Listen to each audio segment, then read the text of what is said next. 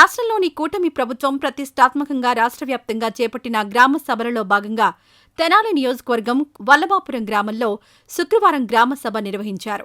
గ్రామంలోని పేరాంటాళ్లమ్మ గుడి సెంటర్లో ఏర్పాటు చేసిన గ్రామ సభలో రాష్ట్ర ఆహార పౌర సరఫరాల శాఖ మంత్రి నాదెండ్ల మనోహర్ పలు శాఖల అధికారులతో కలిసి గ్రామ సభలో పాల్గొని ప్రజల నుండి అర్జీలు తీసుకున్నారు. ప్రజా సమస్యలను నేరుగా తెలుసుకుంటూ అక్కడికక్కడే సమస్యలు పరిష్కారం చేసేలా మంత్రి మనోహర్ చర్యలు తీసుకున్నారు. పరిష్కారం కాని సమస్యలను అధికారులకు సూచించి నిర్ణీత సమయంలో పరిష్కరించాలని సూచించారు. పలువురు ప్రజలు మంత్రి మనోహర్ దృష్టికి నీటి సమస్య, పెన్షన్, ఇళ్ల స్థలాలు, ప్రభుత్వ ఆసుపత్రిలో వైద్యం, మందుల సమస్యలు, మురుగునీటి సమస్య, వీధి దీపాలు, ఉపాధి హామీ పథకం అమలు చేయాలని, ఎరువులు, ట్రాక్టర్లు పొలాలకు వెళ్లడానికి రహదారులు సరిచేయాలని తదితర సమస్యలపై వినతిపత్రం అందజేశారు. ఈ సందర్భంగా రాష్ట్ర మంత్రి మనోహర్ మాట్లాడుతూ రాష్ట్రంలోని పంచాయతీ వ్యవస్థని బలోపేతం చేయడమే గ్రామసభ ముఖ్య ఉద్దేశం అని పేర్కొన్నారు. ప్రభుత్వాలు, పార్టీలు వస్తాయి, పోతాయి, అధికారులు శాశ్వతం అని గుర్తుపెట్టుకుని ప్రజలు, రైతులు అనేక సమస్యలను అర్జీల రూపంలో ఇస్తున్నారనే దృష్టిలో పెట్టుకుని